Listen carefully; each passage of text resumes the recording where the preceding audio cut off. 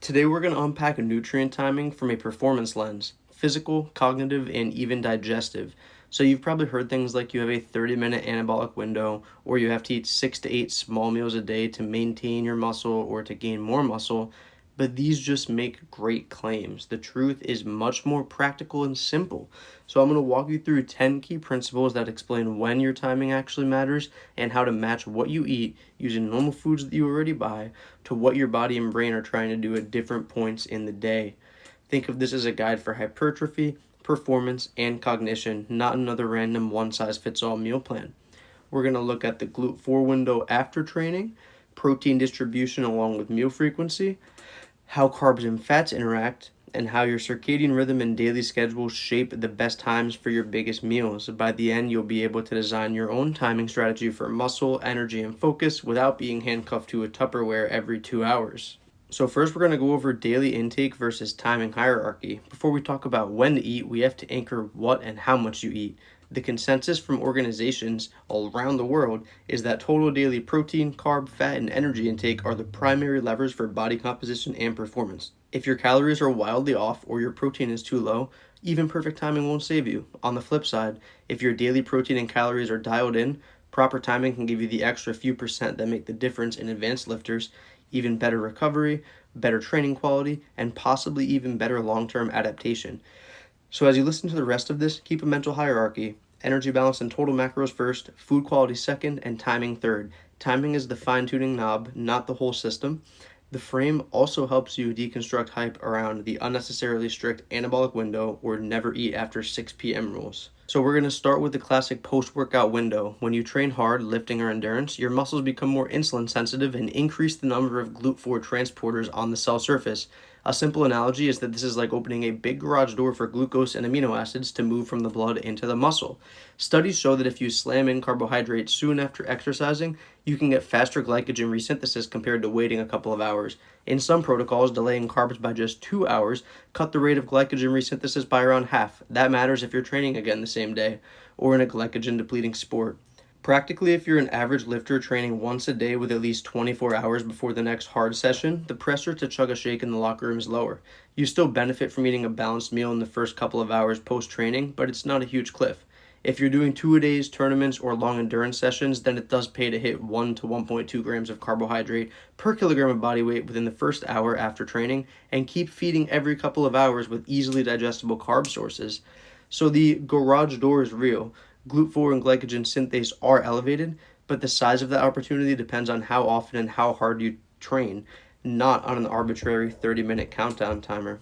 Now let's talk about protein and one of the most persistent bodybuilding narratives, that you must eat 6 to 8 small meals per day to build muscle, or that your body can't absorb more than 30 grams of protein at once. For muscle growth, what really matters is hitting an appropriate daily protein intake, typically somewhere around 1.6 to 2.2 grams per kilogram of body weight for most lifters, and distributing that protein across the day so you have multiple spikes in muscle protein synthesis.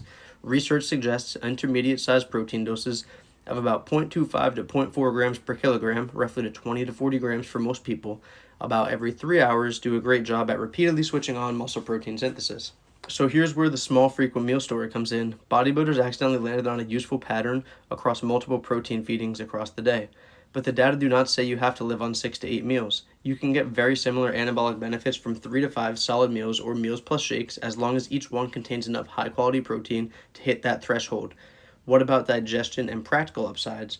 For a lot of people trying to eat in a surplus, spreading that across more meals can absolutely feel better on your gut. Instead of having 2 massive bloating meals, you'll have 4 or 5 smaller ones that are easier to digest and give you more opportunities to hit your protein target and reduce GI distress during that training. But there's a catch. Controlled studies don't show a magic metabolic boost from high meal frequency. If calories are the same, the amount of meals does not make a difference in burning fat or your metabolism. Some papers even show no advantage for appetite or energy expenditure with higher meal frequency. So how do we integrate this? In your own plan or with clients, frame smaller, more frequent meals as a tool. If someone struggles to digest big meals or to hit their protein and calorie targets, bump the frequency up. If their lifestyle suits 3 meals a day and a shake and they digest that completely fine, that's compatible with optimal hypertrophy. The principle is evenly distributed, sufficiently large protein doses across the day not blind allegiance to any principal number of meals that you should consume. On the carb side, timing is about matching fuel to the session. For moderate to hard training, having carbs in the 1 to 4 hour pre-session range can improve performance, especially if your previous meal is far away or you have low glycogen stores. Endurance athletes may go up to 1 to 4 grams per kilogram in that window. Lifters often do well with a modest carb-containing meal 1 to 3 hours before training. Intra-workout carbs matter most when sessions go beyond 60 to 90 minutes of continuous work or when you're doing back-to-back events. That can be as simple as a sports drink, fruit juice, or a banana depending on your GI tolerance. Think in terms of real foods. Before training, you might use oats or rice with fruit or a bagel with some jam and lean protein if you have more time to digest. Closer to training, you might shift to lower fiber and higher glycemic options like white rice, white bread, or sports drinks to reduce the GI load while still providing glucose. Randall's glucose fatty acid cycle suggests that when both glucose and fatty acids are elevated, they compete for oxidation at the cellular level, which can contribute to metabolic inflexibility and impaired handling of fuels in some contexts. In plain language, very high carb and very high fat at the same time is often not the best idea when you're trying to optimize metabolic health and performance. That doesn't mean you can never eat a mixed carb and fat meal again. It means that strategically it can make sense to emphasize your higher carb, lower fat meals around your training window when GLUT4 and glycogen synthase are elevated and you want to replenish glycogen, and shift higher fat, lower carb meals to times when you're not asking your body to do intense glycolytic work. For example, post-workout could be chicken, rice, and fruit with minimal added fat. Later in the evening when you're not training, you may have salmon, veggies, and olive oil with a smaller carb portion. Again, total calories and weekly consistency matter more than one mixed meal, but this pattern lines up with both Randall's concept and with what we see in performance nutrition. Furthermore, most people only think about nutrient timing in terms of muscles, but your brain is just as sensitive when it comes to what you eat. There are clear circadian rhythms in cognitive performance. Most people perform worse very early and very late, and better in the middle of the day, and meal timing interacts with that. Huge, high glycemic, high fat lunches can make a lot of people sleepy and impair sustained attention for an hour or two. In contrast, smaller, protein rich meals with moderate, lower glycemic carbs and some fiber tend to give a steadier energy profile. So, if you have deep work or important calls, setting up a lighter, protein focused meal before that block can be a big win. Layering caffeine on top of that can be strategic, usually 60 to 90 minutes before key tasks for most people. And you've got a simple timing stack for mental performance. Think breakfast of eggs or Greek yogurt with fruit and some whole grains, a moderate lunch with lean protein and vegetables plus a controlled carb portion, and then larger, slower meals later when brain demand is lower. Beyond acute performance, how you time your meals across the day can affect long-term health markers. Chrononutrition research shows that prolonged eating windows and heavy late-night mixed meals are associated with poor glycemic control and metabolic markers in many people, independent of calories in some cases. Front-loading more of your calories earlier in the day, especially for people with insulin resistance or type 2 diabetes, can improve glucose tolerance and HbA1c in some studies.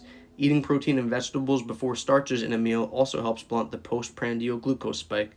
So if you care about both performance and health, a practical approach is a substantial breakfast and lunch, a moderate dinner that doesn't push too close to bedtime, and thoughtful placement of higher carb meals around training rather than late at night in front of the TV. Fasted training gets a lot of attention, so we're going to talk about that quickly. Training in a fasted state, especially low-intensity cardio, increases acute fat oxidation during the session, but when you zoom out to 24 hours and match calories and protein, fasted cardio does not consistently beat fed cardio for fat loss. For heavy lifting and high-intensity intervals, most people perform better and get more out of the session when they have at least some carbohydrate on board. So if your only window is to train early in the morning and you hate eating before, you absolutely can train fasted and still progress, as long as your daily nutrition is on point, but you don't need to force fasted training in order to get lean. Think of fasted versus fed as another lever, useful for personal preference, GI comfort, or specific endurance adaptations, but not a magic fat loss hack by any means. Chrononutrition zooms out to how your eating window interacts with your circadian clock. Your sleep-wake cycles, hormones, glucose tolerance, and even aspects of cognitive performance follow roughly 24-hour rhythms. Eating at biologically unusual times can disrupt those rhythms. Evidence suggests that limiting the length of your eating window, avoiding heavy late-night meals, and aligning more of your intake with active phase supports better metabolic health. Some data also links aspects of meal timing, like how soon after waking you eat and how long your eating window lasts, with cognitive outcomes. For most people who are not night shift workers, A simple rule set works. Start eating within a few hours of waking, stop big meals a couple of hours before sleep. Keep a relatively consistent daily eating window. This will give you a lot of flexibility to place post-workout meals, higher carb windows, and smaller top-up meals based on your training and your work schedule and just what you enjoy eating. That's the most important part. Now let's translate all of this into meals you and your clients actually eat. We'll build two broad categories: higher carb post-workout meals and lower carb anytime meals. We'll use normal foods like rice, breads, eggs, chicken, yogurt, fruits, nuts, and vegetables. Real whole foods. So post-workout meals should be higher carb and lower fat, with the goal being to exploit the GLUT4 window and support glycogen resynthesis and muscle protein synthesis, especially after training harder frequently. Some examples of meals would be grilled chicken breast with white rice and pineapple or berries, Greek yogurt, fruit, and whole grain cereal, a protein shake with whey protein and a banana, some toast, sourdough toast preferably. These meals prioritize lean protein and easily digested carbs with minimal added fats to keep gastric emptying reasonable and avoid blunting appetite for your next feeding. Now, your other meals, higher fat, lower carb, away from training, you're able to emphasize dietary fats for satiety and hormonal support alongside of plenty of protein and vegetables. Some examples being eggs with spinach, tomatoes, and avocado, a salmon salad with olive oil dressing and a modest whole grain portion, beef stir fry with mixed veggies, nuts, or seeds, and a rice portion. For many lifters, 3 to 5 meals per day works beautifully. Breakfast, lunch, pre or post workout meal, and an evening meal or pre-sleep snack/protein. If you have each of these with 20 to 40 grams of protein and they all fit into your post workout or anytime pattern and your macros, you will have a very successful time dieting. If you or a client struggles with large meals, bloating, reflux, or simply feeling too full to train, you can reduce your calories to smaller, more frequent meals while preserving the same total intake. That's the evidence-based version of the bodybuilding eat every 3 hours rule. We're using meal frequency to hit protein distribution and improve digestion with adherence, not to magically raise metabolism. So to wrap this up, nutrient timing is about context. When you understand what your body and brain need at different times, recovery versus performance versus deep work versus sleep, you can place your carbs, fats, and proteins in ways that support those goals, but you don't need to obsess over every minute or chain yourself to a 6-meal-a-day propaganda like people have been talking about for years. You can eat when you wish as long as it fits your goal. So dial in your intake first, then layer in strategic timing, carbs and proteins around training, evenly spread protein feedings across the day, and then sensible separation of huge carb and fat loads with consistent eating window that respects your circadian rhythm. Your meal sizes should be digestible, and if you do this with basic foods you enjoy, you'll capture most of the real-world benefit of nutrient timing for muscle, performance, and cognition, and you will feel the best you have ever felt in your life. To briefly recap everything we covered, you should first optimize your calories and proteins and then figure out your fats and carbs that are optimal for you. And after that, then you can use timing as an adjustment. It's easier to learn how to track your calories in general before you try to add macronutrients.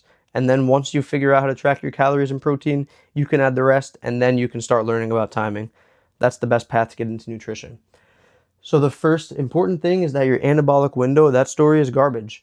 Your muscles are going to stay carb hungry post-workout for hours. A solid protein and carb-based meal soon after training is best, it's most optimal, but you don't have to freak out if you don't hit the strict 30 to 60 minute window.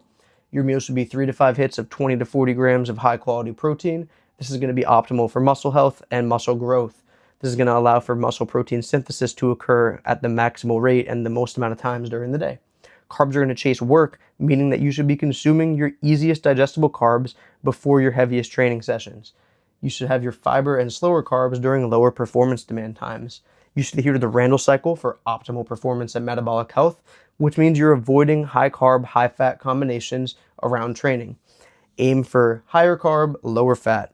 You can have these mixtures later on when you don't need high performance physically or cognitively. Speaking of cognitively, for focus, you're going to use small protein-centered meals with moderate carbs before deep focus work.